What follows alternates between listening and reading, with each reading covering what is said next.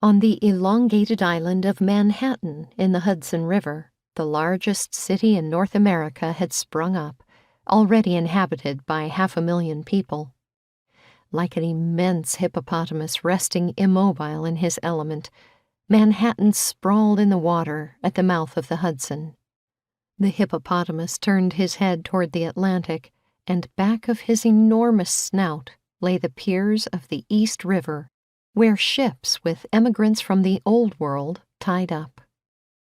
On June 23, 1850, there arrived in the port of New York the brig Charlotta of Karlshamn, Christian Lawrence captain, carrying 70 passengers, emigrants from Sweden, nearly all of whom were farmers with their families. The Charlotta was several weeks overdue, delayed by contrary weather. This arrival completed her 7th voyage as an emigrant vessel. The brig tied up at the East River pier between a tall, coffin-shaped English bark and a low Norwegian schooner, heavily loaded with iron. Besides the human cargo in her hold, the Charlotta also had pig iron and sundry items of freight.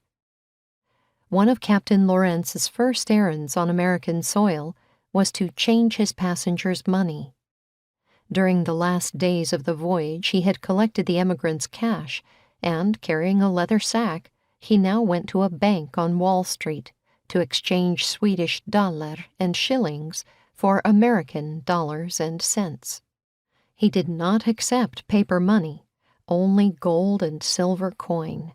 He knew nothing for sure about American bills, except that their value never was the same as the amount printed on them.